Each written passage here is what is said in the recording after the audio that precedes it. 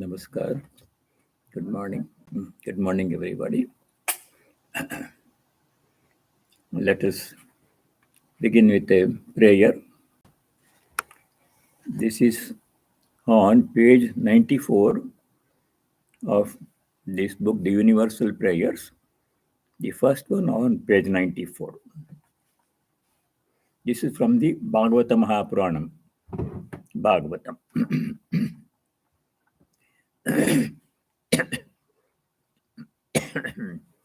Om Swasthyastu Vishwasya Khala Prasidataam Dhayantu Bhutani Shivam Mitho Dhiya Manascha Bhadram Bhajatada Aveshatam no Matirapyahaitaki Om Shanti Shanti Shanti.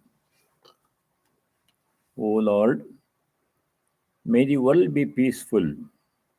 May the wicked become gentle. May all creatures think of mutual welfare. May their minds be occupied with what is auspicious. And may our hearts be immersed in selfless love for the Lord. Om Shanti Shanti Shanti. May there be peace in our hearts. May there be peace and harmony amongst all beings. And may there be peace everywhere in nature. Adi Devika Shanti. In the 15th chapter, we began with a comparison of this world, the empirical life in this world, to a tree, ashvattha tree, inverted tree. The root is above, the tree is, branches are below. Vardhamulam adashakam ashvatham. Ashvattha means, it's a name of a tree. It's also, the word also means not tomorrow. Shvaha means tomorrow. Ashvattha means Shvaha nastata. Tomorrow it's not there. Whatever is today may not be there tomorrow. That means the temporary, ever-changing nature of everything in this world. That is one thing to be noted in the comparison. Just like the tree's name indicates, not tomorrow, everything in this world is changing. Whatever is there today may or may not be there in the same way tomorrow. It may not be there, it may be in a different way. Some changes may have happened. This is true in all our lives. So the message to be taken here is, we should not become attached to any of these things in the world, because there's no guarantee it will be there tomorrow. At least may not be in the same shape as it is today. So practice of detachment, that is one instruction that is embedded in this comparison.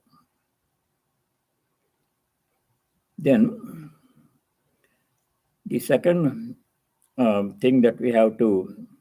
second point we have to learn from this comparison of the world to a tree is, the cause is above. Above means superior above, invisible, subtle, karana.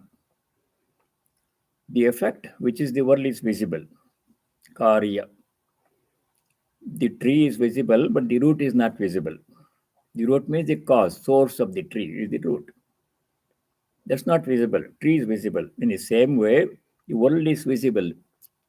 You are seeing the whole planet Earth, people, animals, plants, things, good, bad, pain, suffering, pleasure, happiness, success, failure, and in other star systems, other solar systems, other planets, other galaxies, same thing. So the creation is visible, but the cause and source of this creation remains out of sight. There must be some cause from where this universe has come. This is the effect. The cause must be there. So that remains unseen. We cannot see that one. Only we are seeing the effect. So the important point is to find out the cause of this universe, know the source of this universe. Because this universe is not dependable as it is. Creation is changing. And qualitatively it changes. Duration also is limited. So that's not the main point. Main point of our interest must be in the cause of this universe, the source from where this whole universe has come. Sri Ramakrishna explains this with the help of a parable. If you go to a rich man's house, people usually become interested, fascinated by the house, by the property. How many floors are there in that mansion? How many rooms are there?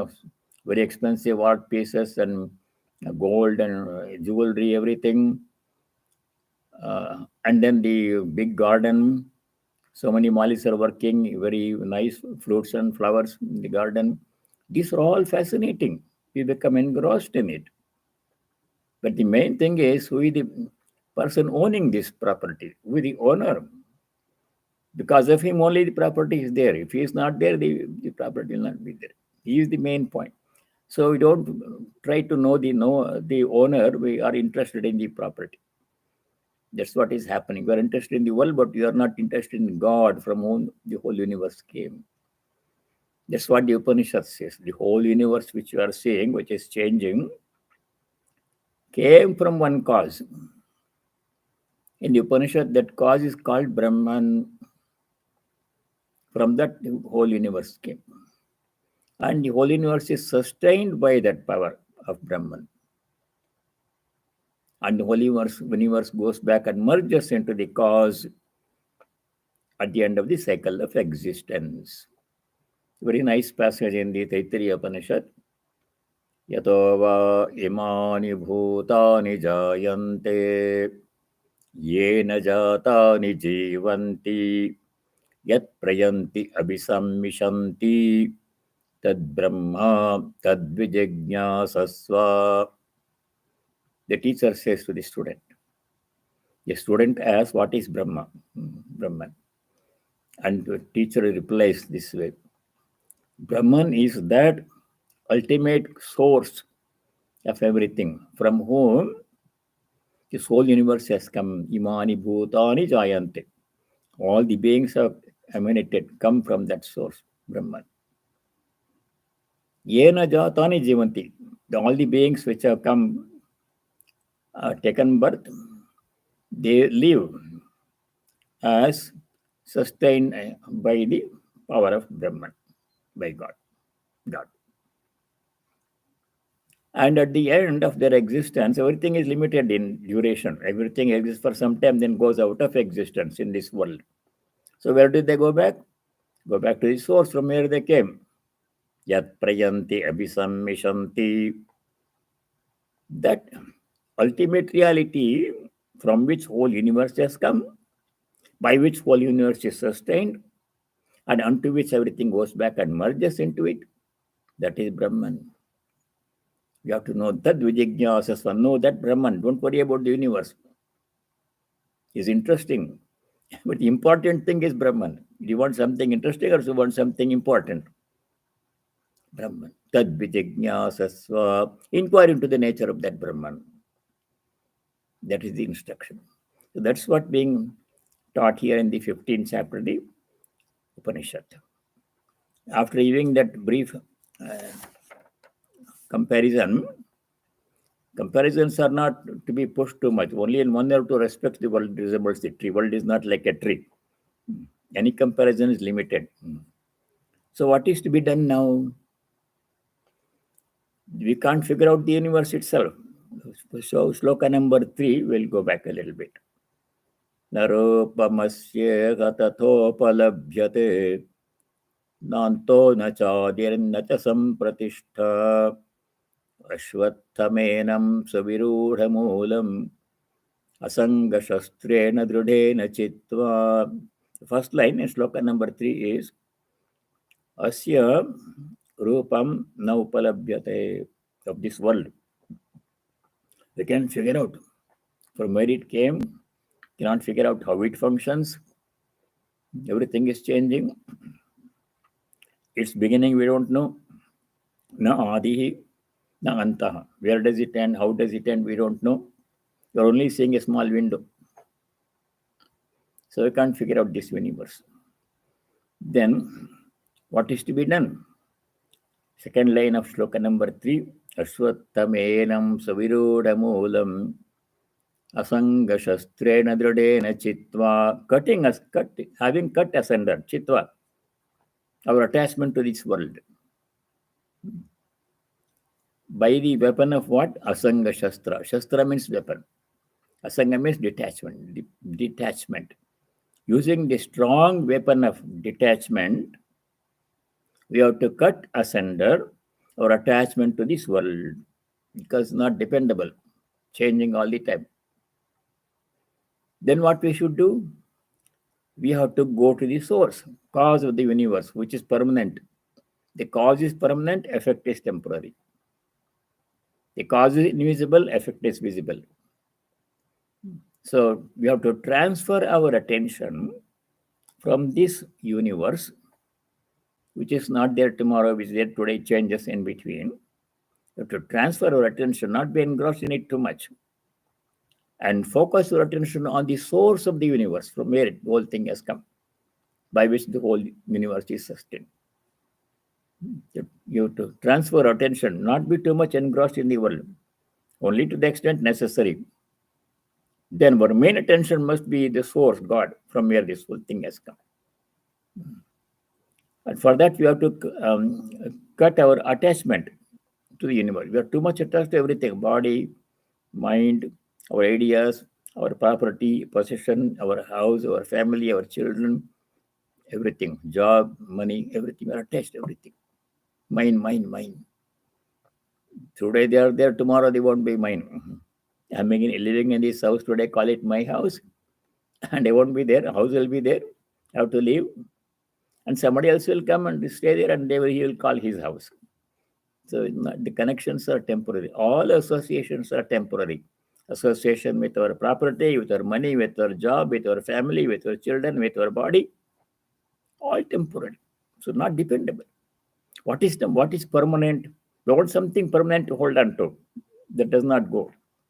That is source of the universe, Brahman. That is the main thing. So that is presented in the sloka number 4. Tatah padam tat parimorgitavyam yasmin gata nanivartanti bhuyaha tameva chadyam purusham prapadye yatah pravritti prasrita purani. Tataha, then tat padam parimargitavyam. Padam means the supreme abode, goal, destination, padam. Tat padam, that supreme abode from which everything has come, we have come, world has come. Parimargitavyam, jnatavyam, we have to know that, we have to search for it, seek it. Seek the source, leave alone the effect. Seek God, leave alone the world. That is the message. Yasmin gata nanivartanti bhuyaha. Once you go there to the source, then you won't come back to the world, the cause. Because that is our true abode. This is not our true abode. Here, we are here only temporarily. You are in this world only for a short time. This is not the place where we belong. We don't belong here. We think so. This is only a temporary part of our journey. This is not our place. You are strangers in this world. You are wandering about, not knowing where to go, what to do. Lost in this world. Directionless. Clueless. We are living our life. That should stop. We have to go to its source, which is permanent, dependable, which is our true nature. We are that. So this temporary, the connection with the world is temporary, not dependable. That tatah padam tat parimargitavyam. Tat padam parimargitavyam. That supreme abode has to be sought. Having gone there once, yad gatva, Puna nani vartante, boya nani vartante. Again, we don't come back to this world of suffering, ignorance, darkness.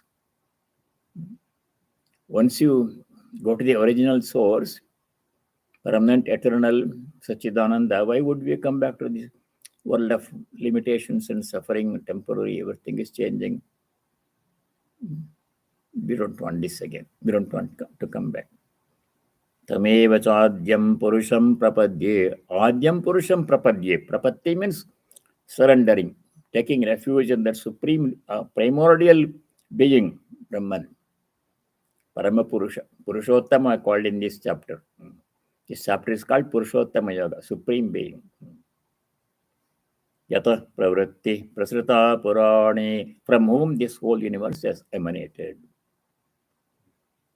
Then to do this one, to develop detachment from this world and seek the cause of the world, Brahman, God, we need certain qualifications. 5-6 things we have to practice. What are the requirements? The requirements are given in sloka number 5. Nirmana moha jita sanga dosha adhyatma nitya vinivritta kama dvandvair vimukta sukha dukkha samjnaihi gacchantya moda padamavyayam tat. To seek God and to practice detachment from this world, we need to have certain qualities, virtues. What are they? That given in sloka number 5. Nirmana moha. Mana means respect. Everybody is so egotistic, drawing attention to one's own self. I am the most important person. I am the head. I am the chief. I am an engineer. I am a doctor. I am a Swami. The pride is there. These are all temporary. I was not a Swami when I was born. And when the body goes, where is the Swami? Swami is only for the body mind. Atman has no Swami or householder, no such thing. A temporary, not permanent. Nirmana moha. Moha means delusion. No, not claiming respect for oneself, being humble. Amanitvam madambitvam, we studied in chapter 13, slokas 7 to 11. Important. Moha means delusion, wrong thinking. Something that is unreal, thinking it to be real. Moha. Nirmana moha jitasanga dosha. Dosha means defect. Giving up conquering the defect of attachment. Jita means having conquered, won over. Sanga dosha, the defect of attachment. Giving up attachment to everything. We are attached to everything. That's the cause of all the problem. Because these things to which we are attached, they are not permanent. They'll go away. Even when they are there, they give trouble. Sometimes they give a little happiness. So they're not permanent. Giving up attachment to this world. We don't have to give physically things. We can keep them. But a mental attachment, inward attachment has to be developed. Detachment has to be developed. You can keep the thing. We can have a house. We can have money. We can have a job. We can have a property. We can have family, children, grandchildren. Everything we can have. Physically, we don't have to give up. We can't give up many of these things. But inwardly being detached. That means knowing their temporary nature. Today they are all there. They may leave me one by one or all of them together. They will be there. I have to leave. Ready for that separation. Not being attached. Not depending on them. If they give me happiness, thank you very much for being with me, for making me happy. If they give me trouble, then take care of it. Don't be too much depressed. Sukha dukkhe samaya kritva. Chapter 2, verse 38. That we studied. Being equanimous in pain and pleasure, joy and sorrow, profit and loss, in everything. Praise and blame, remaining unperturbed as much as possible. Jitasanga dosha adhyatma nitya. Adhyatma means the divine presence within. That we'll study in the next sloka. Our main part of our personality is the divine presence within. Body mind is not the main part, it's only outer covering. It comes and goes. You'll study that in the next sloka. Adhyatma Nitya, always thinking about the divine presence in us and everybody, in everything, whole universe. Not about the world, not about body, mind, personality, but thinking about the source of all this, the inner presence of all of this. Adhyatma Nitya. When we see somebody, we generally pay attention to the outermost aspect of that person's personality. First time if you see somebody, we look at the person's face, the dress he is wearing, and the language he speaks, the job he does, engineer, doctor, or whatever, or taxi driver, and the language he speaks, and where does he live, what car does he drive. These are things we notice. These are not the permanent thing. These are all temporary. They go away. What remains is the self within, God within. You have to pierce through the shell of personality, not be carried away by their personality, but see divine presence in that person. That's permanent. That's Adhyatma Nitya, Adhyatma Drishti, seeing God in everything, thinking about God all the time, not about the world. Adhyatma Nitya, Vanivratta Kamaham, giving up desires. Kama means desire. Desires of all kinds. Vanivratta Kamaham, giving up, free from all desire. Here, yesterday, Swami Atmagyanji explained in his talk very nicely the nature of all desires are not to be given up, cannot be given up, should not be given up. Some desires are good. The desire to know God, should not give it up. We should know God. Have keep that desire, strengthen it. Desire to become a better person is good desire. Desire to help somebody else who is in need is a good desire. Desire to cultivate virtues like humility, etc., are good desire. They have to be pursued. They should not be given up. Other desires, desire to enjoy sensory pleasures, desire to accumulate more money, desire to become more famous, desire to gain more power, these are not good. They have to be given up right away. And there are certain other harmless desires.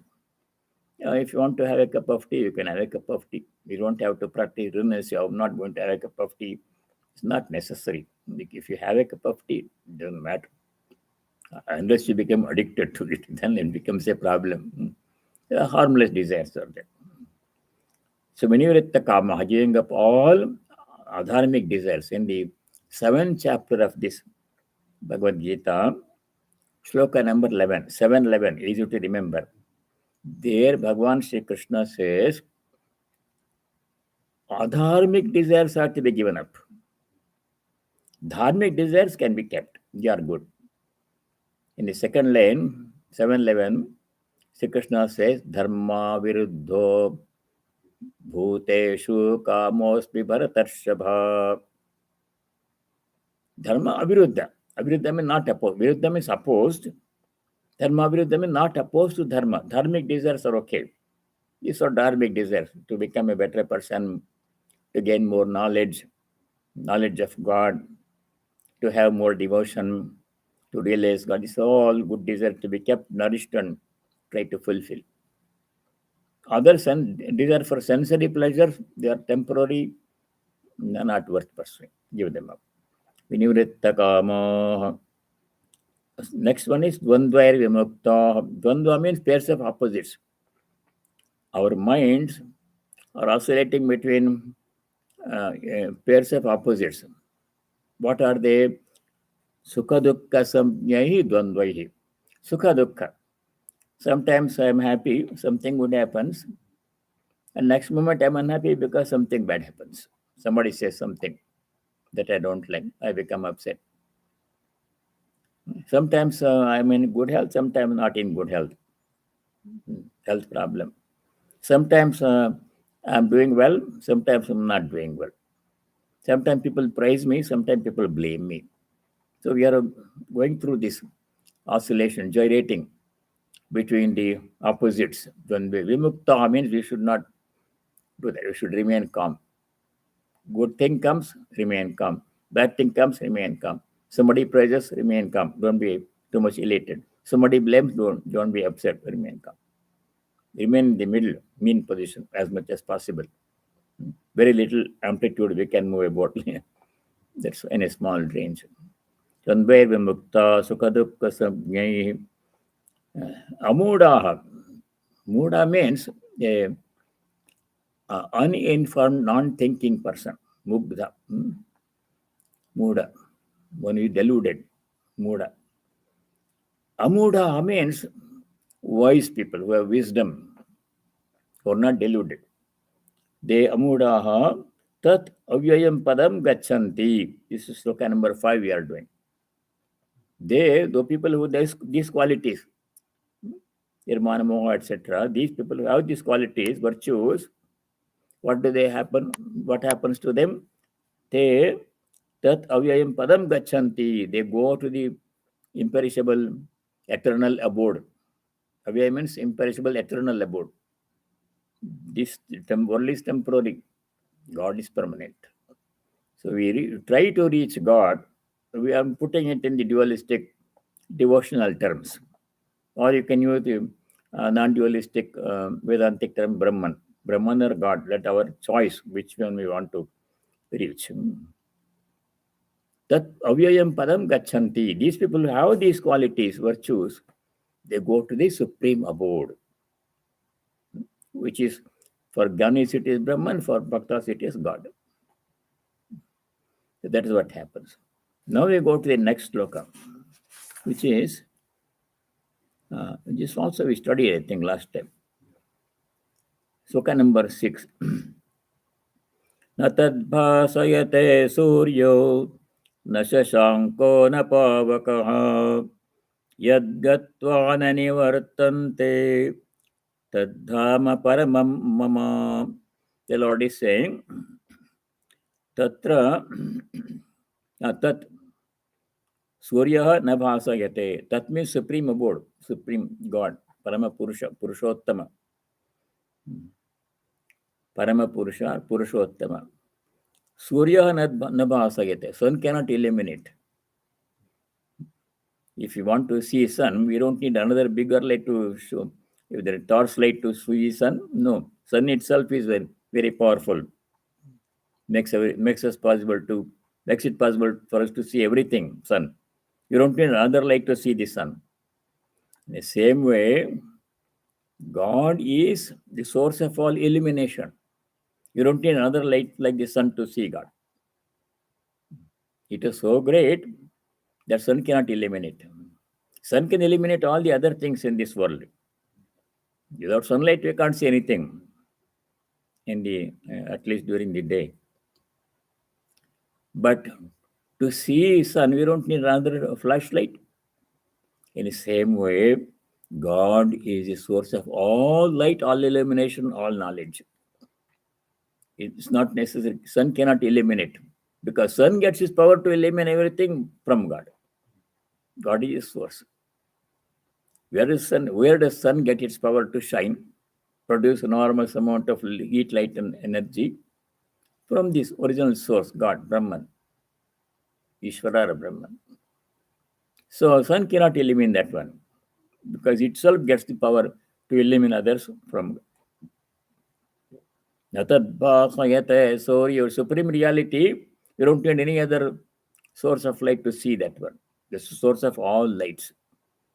Shashanko na pavaka. Shashanka means the moon. Why is the moon called Shashanka? Shasha means a rabbit. When you see the moon, it appears that there is a rabbit in the moon. From our there is no rabbit in the moon. It appears like that one.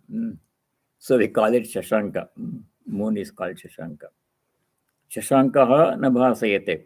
Moon cannot illuminate God because moon gets its power to illuminate from God, the source. Moon simply transforms, reflects sunlight to the earth. We call it moonlight. Moon does not produce light.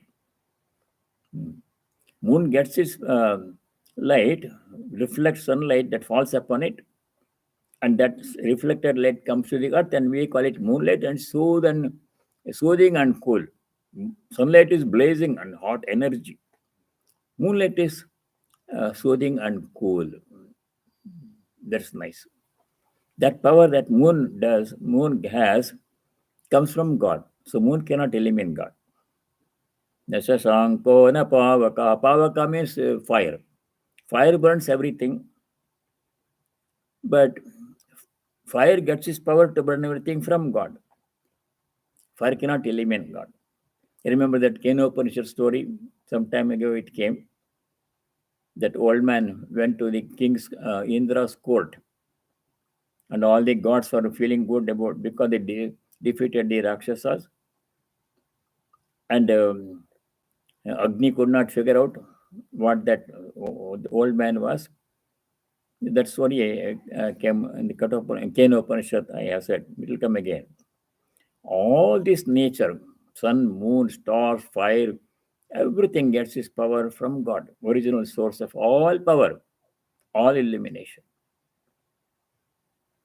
Yadgatva nanivartante. Same thing came earlier. By reaching which, nanivartante, we don't come back to this world of ignorance. Tadhama paramam mama. Tad paramam dhama mama. The supreme abode. Paramam dhama means abode. Destiny, final destination.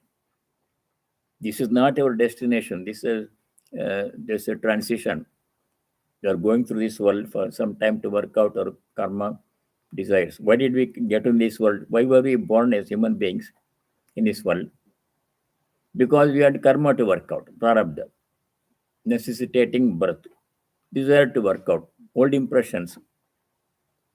When all these things are cleared, then we will not be born again. Freedom from cycle of birth and death.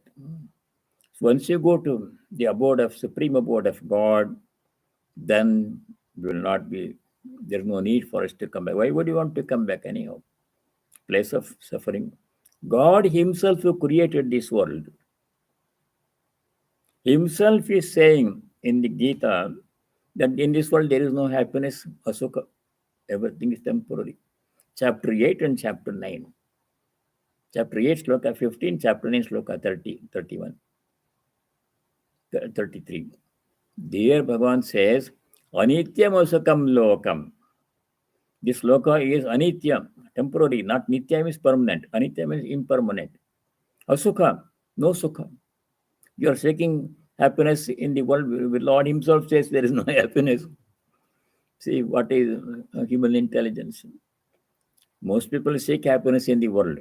Property, possession, fame, physical sensory pleasures, all these things. The Lord says there is no happiness in this world. Asukha, it cannot give you happiness. Very temporary glimpse of pleasure and then pain. Then everything will leave at the end. So, why would you want to come back to this one? Anityam asakam lokam. Then what is to be done? In that sloka, Bhagavan says, Imam lokam prapya, anityam imam lokam prapya, having come to this world, what is to be done? Mam bhajasva. Take refuge in me, pray to me, go to God. So, yadgatva nanivartante, having gone to our supreme abode, where we really belong, that's our original place. We don't want to come back to this world of limitations and ignorance and suffering.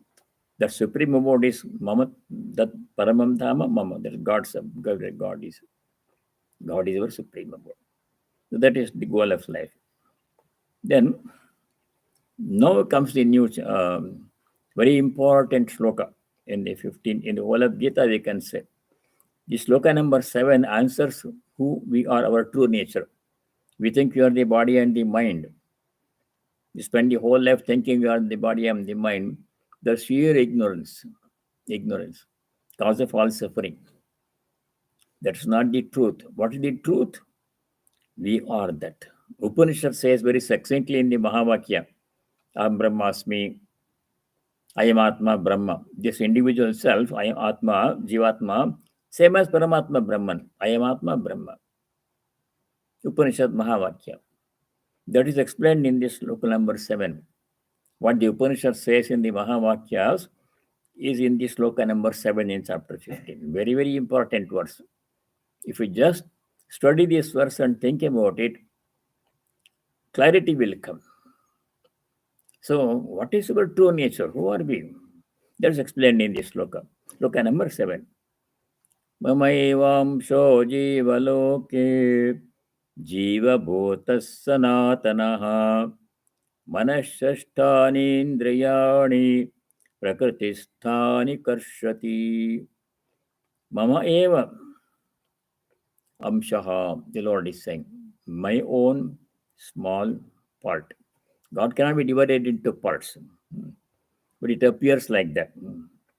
To understand how an amsha of God can be us, you think of space. And if you go to a pottery shop, so many different pots and pans are there, containers are there. Some small, some big, different shape, different sizes, different functions, different forms, names. In all of them, empty space is there. The empty space in this one cup, is it different from the space outside the cup? No, it's only one space. Indivisible. Space cannot be cut into departments or pieces. It's all one continuous, infinite, continuous continuum space. There's no compartment or cannot be cut into pieces. In the same way, God, which is pure consciousness, Brahman, cannot be cut into pieces. God cannot take a small piece of water and put it into one man, another piece into another man. Not like that in a physical sense. His presence is all, is same in all. Mama eva amshaha. Why it's called amsha? Because it seems to be divided. Consciousness in me seems to be different from consciousness in you from our point of view. It appears like that, but really it is not like that. That was explained in the 13th chapter. In the 13th chapter, we studied avibhaktam cha bhuteshu vibhaktamiva cha sthitam. Avibhaktam. God cannot be divided into vibhaga, means making divisions. Cannot be done that one. However, it appears to us from our perspective, vibhaktam iva.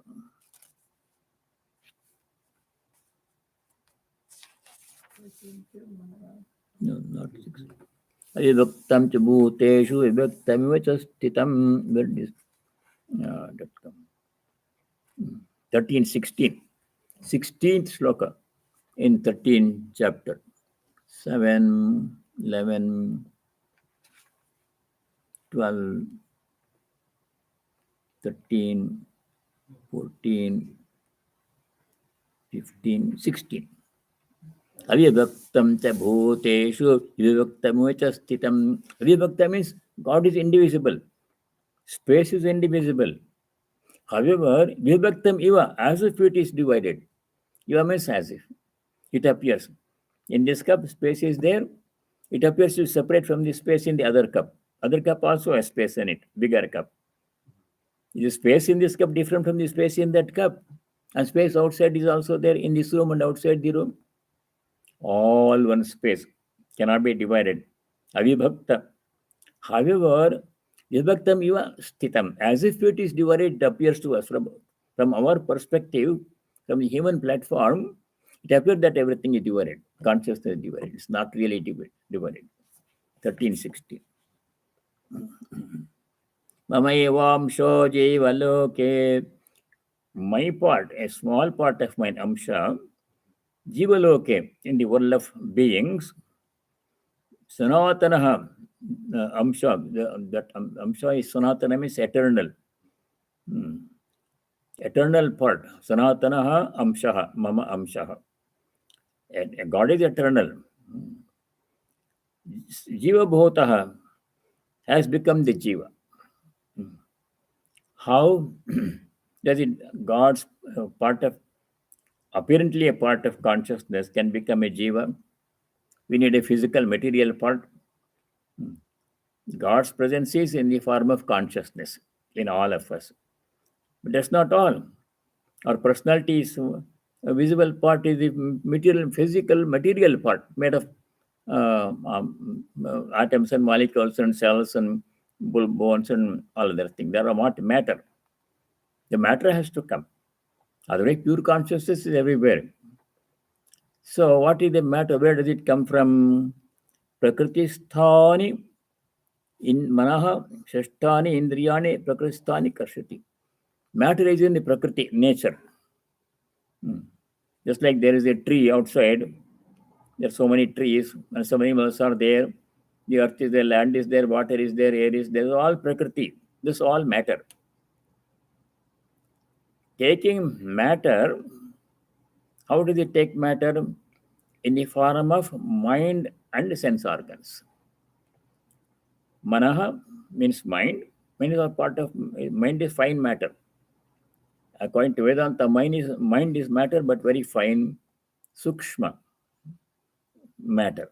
Manaha shashtani indriyani, 6 sense organs. How many sense organs we have? 5 sense organs of perception, jnanendriyas. 5 sense organs of action, karmendriyas. And 11th one is mind, manaha. 11th sense organ is the mind. So what the Lord does is, to make this one personality, he takes the 5 sense organs from nature. All of hands and body, eyes, everything is nature. Hands and feet, all nature, matter. And the mind, which is also matter. 5 sense organs of perception, jnanendriyas.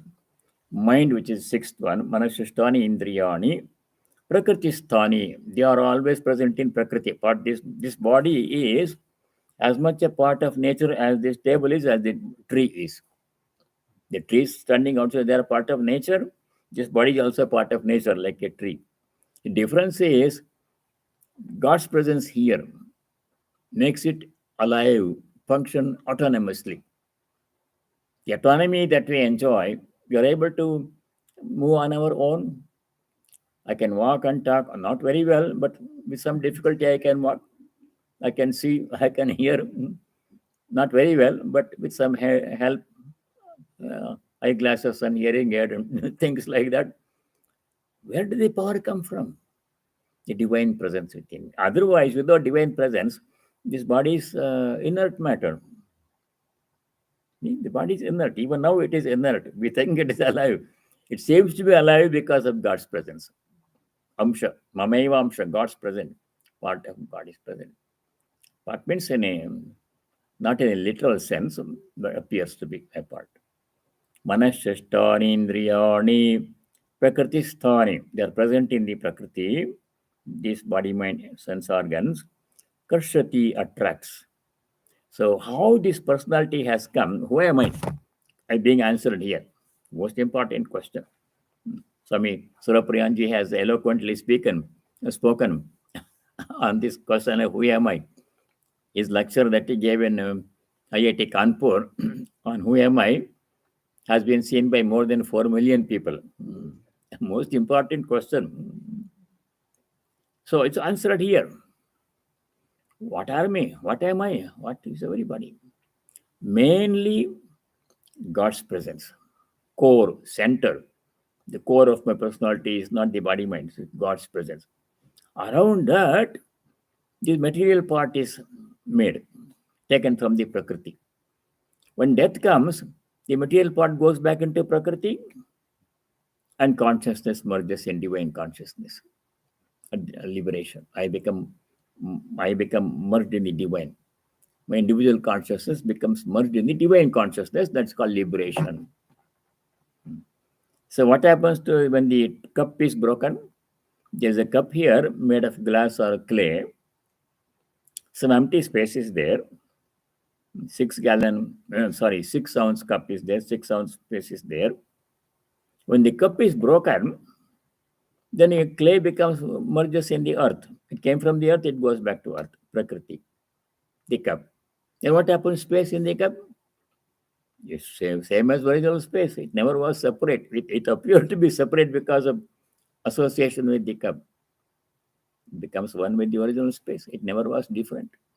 Same way, I, you, everybody, we are never different from God, even now.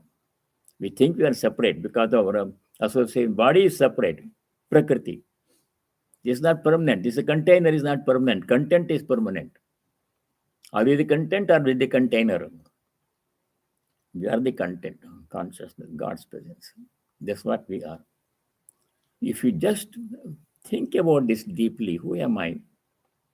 Then all the problems that afflict us,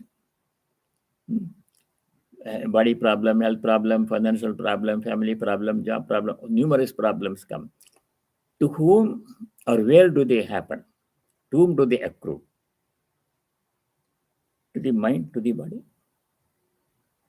which I am not, which is not my true nature. The cloth I am wearing, second chapter of Gita, Sloka 22, Bhagavan Krishna gives this example. The garment I am wearing, dhoti and shirt and this other, they are not me.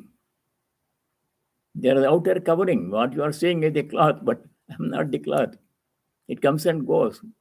It deteriorates. It becomes torn. I can throw it aside, get a new one.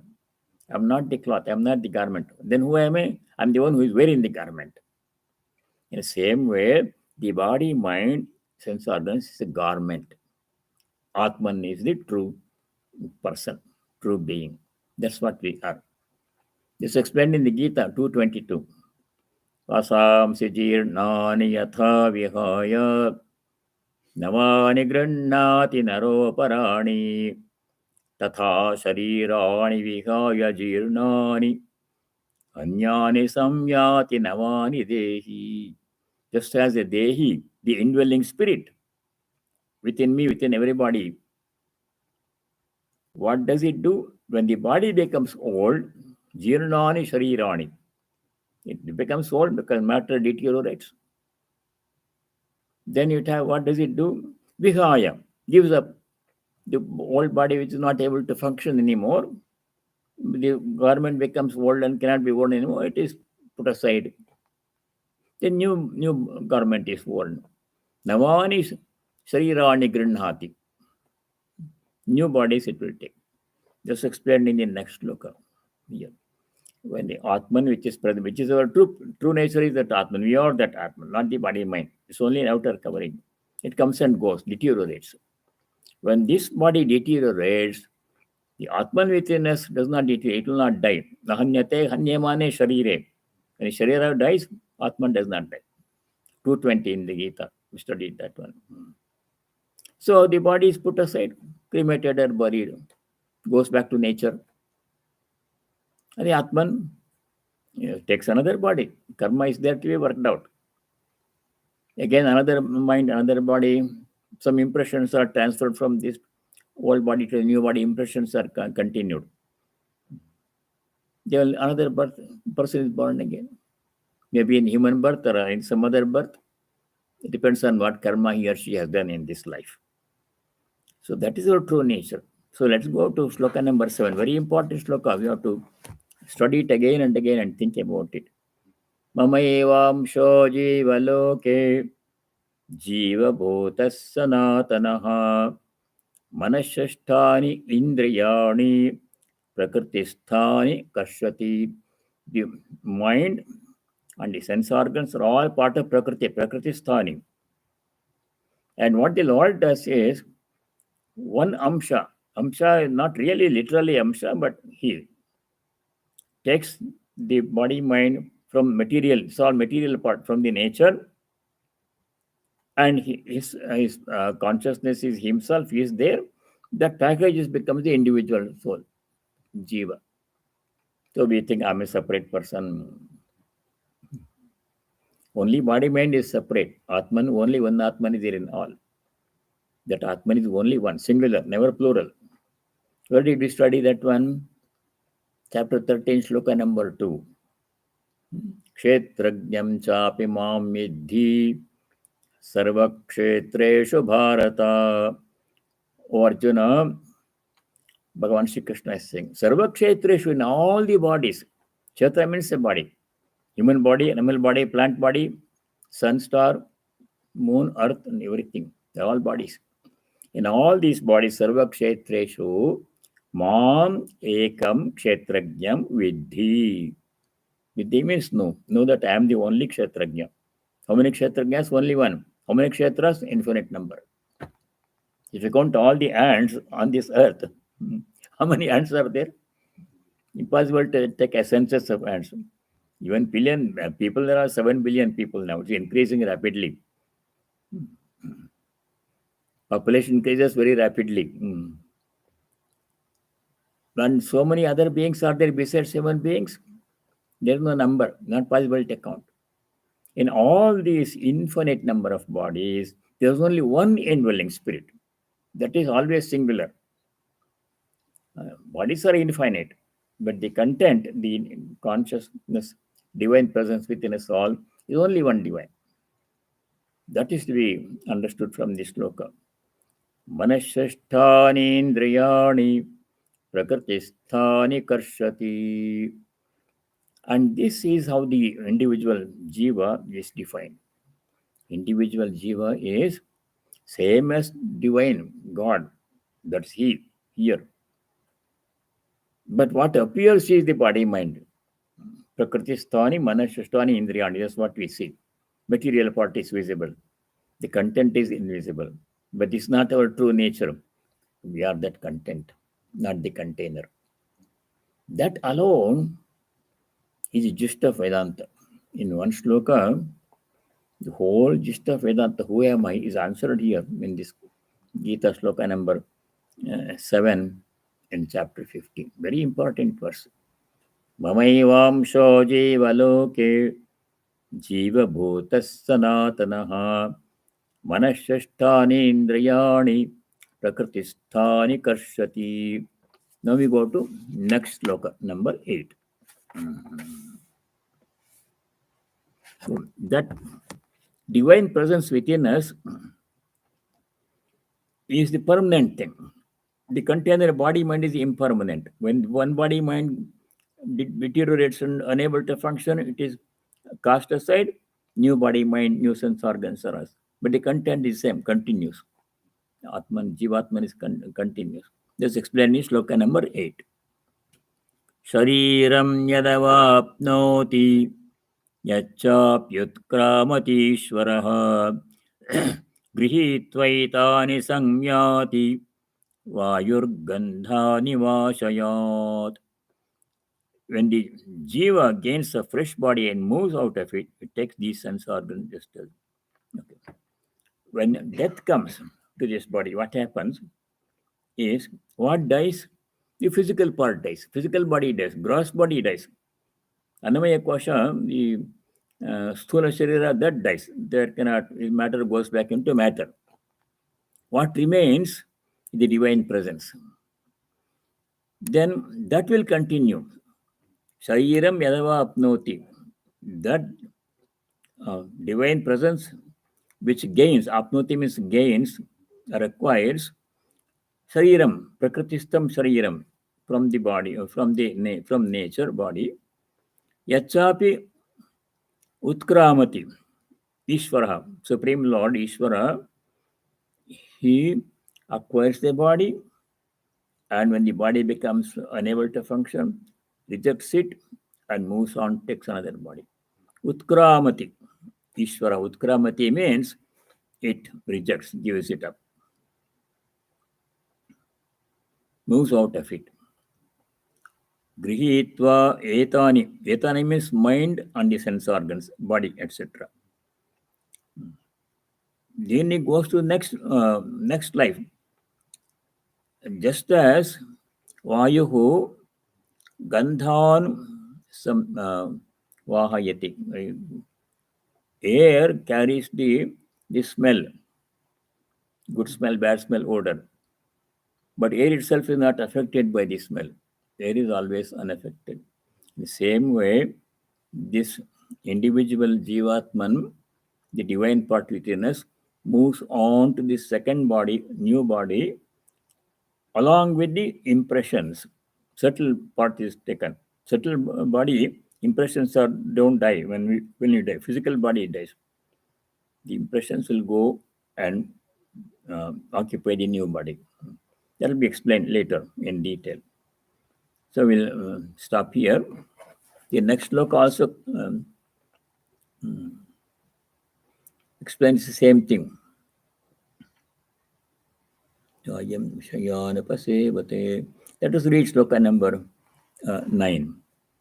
Shrotram chakshusparshanam cha rasanam ghraname cha adhisthaya manaschayam vishayanupasevate.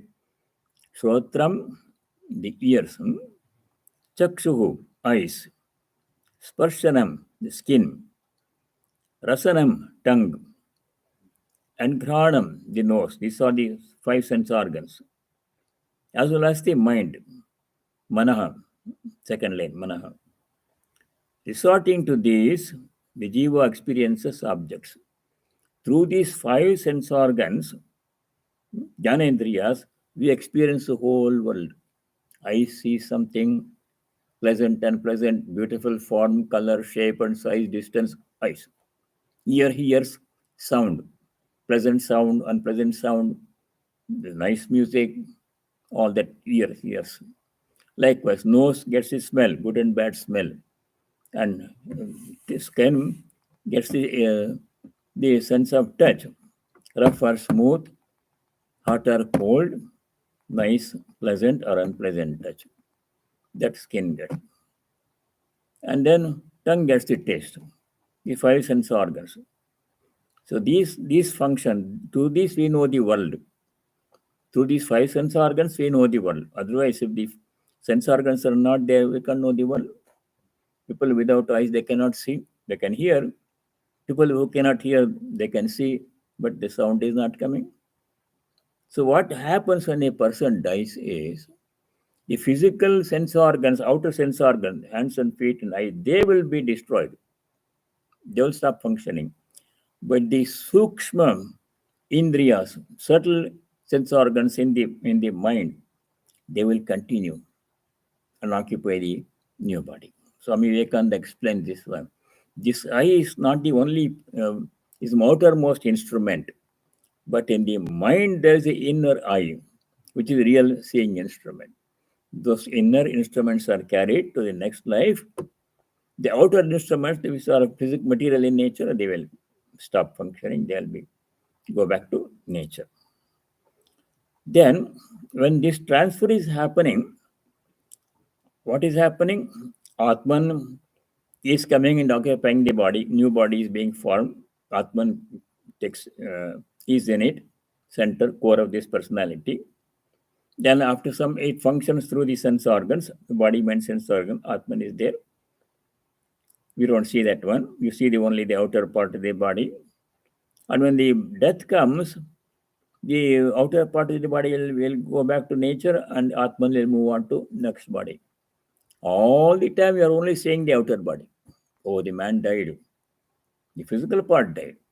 Atman is there. He doesn't die. We don't see that one. See, Atman is present before birth, during the lifetime, and after death. We don't see that one. What we see is the transition of the body. Oh, baby is born, everybody is happy. Then the baby becomes old man and dies, everybody is unhappy. This transition is it immediate or it's after some time?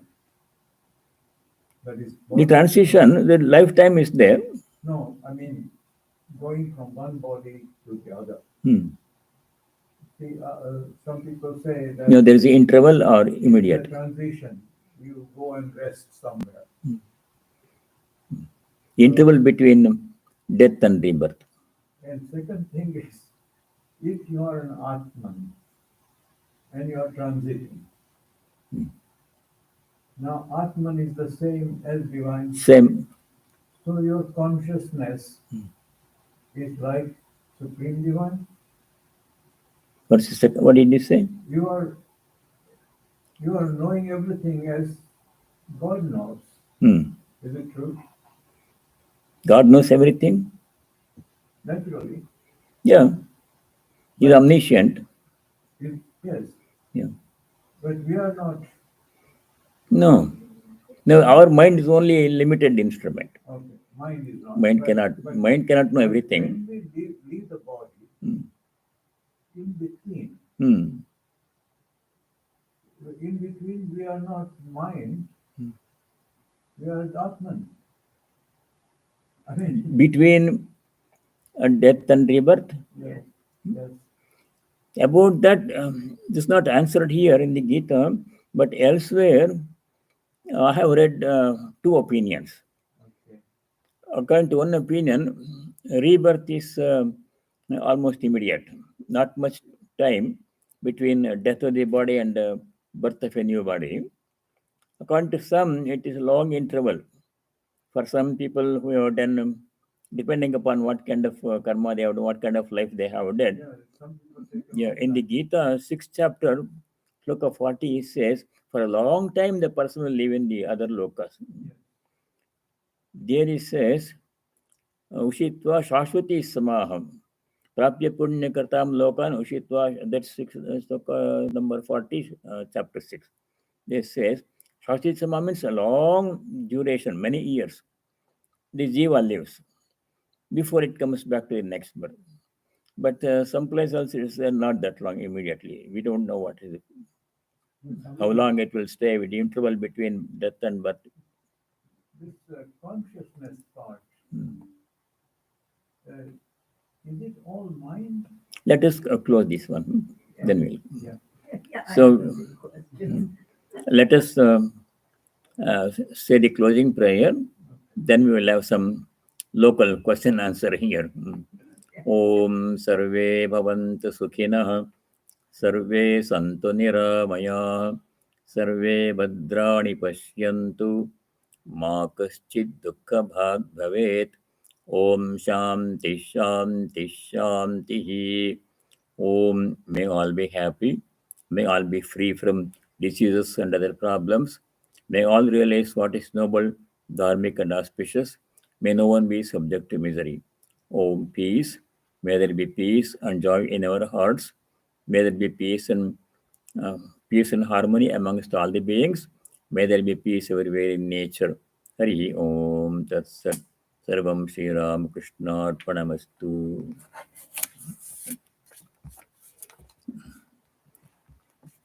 What happens in